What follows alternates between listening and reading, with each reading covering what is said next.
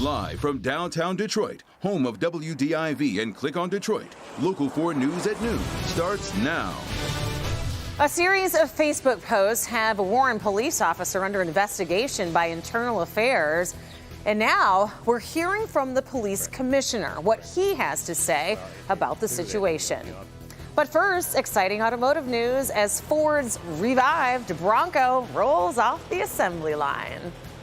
And that does top our news this noon. It is a beauty. The Michigan assembly plant began production of the original Ford Bronco back in 1965. It continued through 5 generations and ended production in June 12th of 1996.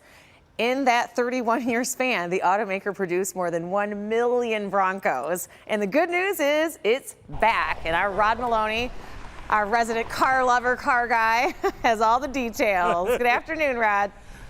Yeah, good afternoon, Rhonda. You know, 10% of that number of the old Bronco is already is in the queue. In other words, people have asked to get one of these new Broncos, and it's been delayed. Now, they were supposed to start building these vehicles a couple of months back. They said, you know, spring of 2021. It got pushed up to almost summer of 2021. And let's get a look at what the assembly line looked like this morning as they ramped up the production here.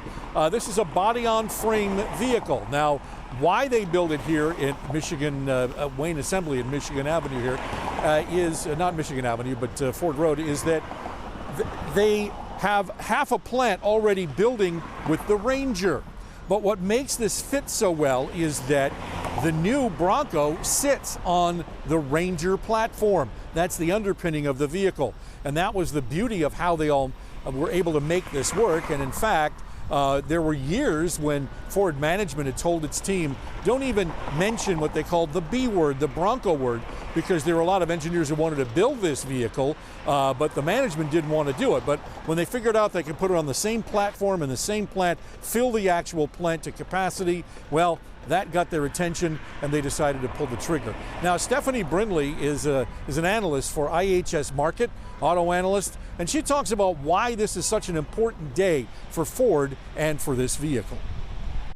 Customers have been waiting for them for quite some time, right? We've been teasing this vehicle out for now a couple of years and people are ready to get hold of it.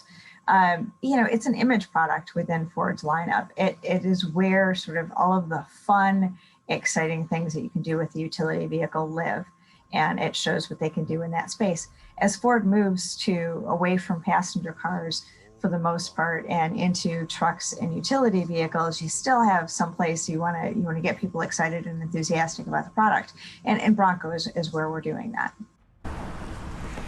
So about 100,000, maybe 125,000 customers have already ponied up $100 to reserve one of these vehicles. And so dealers certainly will be happy to be getting them. The company happy to get the production up and running. Customers will be happy. And you'll also note that you've probably seen the little Bronco Sport running around town. Well, that vehicle's made in Mexico. This is a decidedly different, much larger vehicle. We shall start seeing them shipping here in the days to come. Reporting live in Wayne, Rod Maloney, Local 4. We'll have more coming up on Local 4 News at 6. Back to you. Oh, it is a beauty, Rod. Thank you. A CSS railroad bridge crumbles in southwest Detroit this morning. It happened at Green and Chatfield Street, and we're told that the bridge started crumbling and chunks of concrete started falling down on the road. Police blocked off the area as crews cleaned up the concrete off the street. Thankfully, no injuries were reported, but folks are advised to stay away from the area.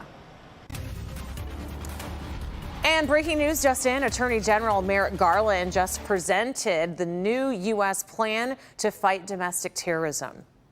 I'm pleased to announce that the administration is today releasing the first national strategy for countering domestic terrorism.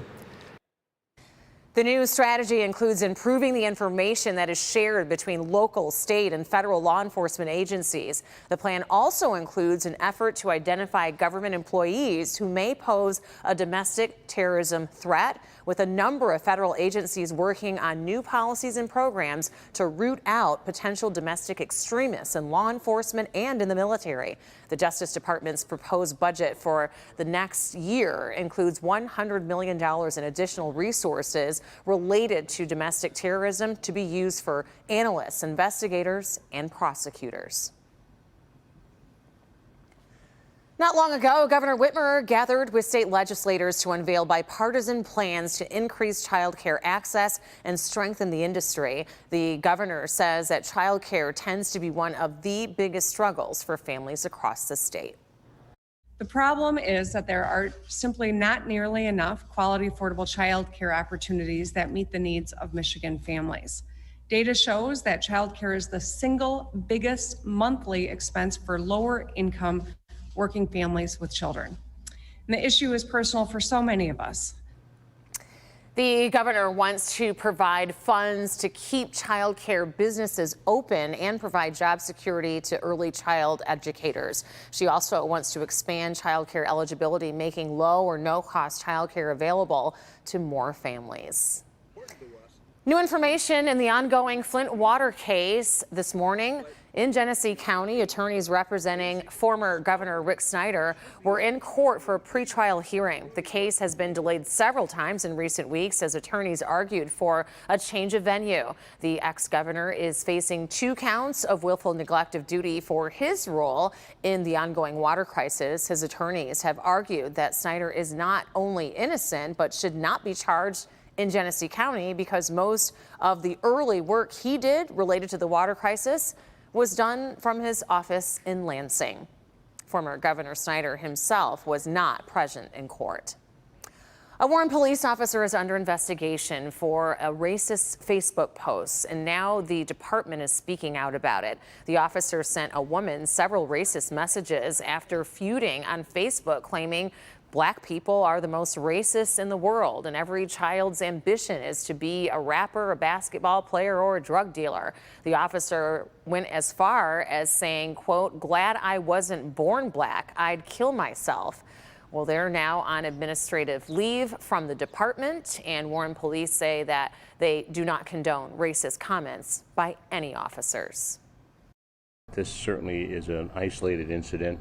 We have not experienced this type of social media violation or violations in the past, and it's not indicative of the men and women of the Warren Police Department. Dwyer says that the allegation is serious and will be thoroughly investigated by the department. Turning our attention now to the weather, and a day you probably want to get outside and enjoy as we take a live look at our sky cam of a beautiful sky filled with some clouds and blue skies too, Brandon. Yes, and real pretty cloud cover with the wind creating cloud streets that are these long organized areas of cumulus clouds that sort of parallel the wind, and really neat to look at if you're out there checking them out. We have middle upper 60s to low 70s, 71 Detroit, 72 Monroe. Winds are starting to pick up 7 to 17 out of the north, at times gusting 15 to 25 or stronger. Temperatures with sun and clouds around 77 degrees this afternoon. Does get a little breezy and gusty, and Rhonda will talk about some of the impacts of that coming up, plus a big weekend here, Father's Day, Juneteenth, and more coming up. Wow, a cloud street. I never knew that existed, Brandon. I just learned something. Thank you. Turning our attention now to the coronavirus. We are expecting new Michigan coronavirus vaccination case numbers this afternoon.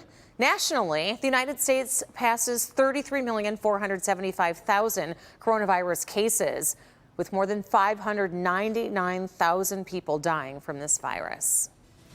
Still to come, President Biden prepares to confront Russian President Vladimir Putin. And before their meeting, he delivered a message to him, what he wants Putin to know after the break. My wife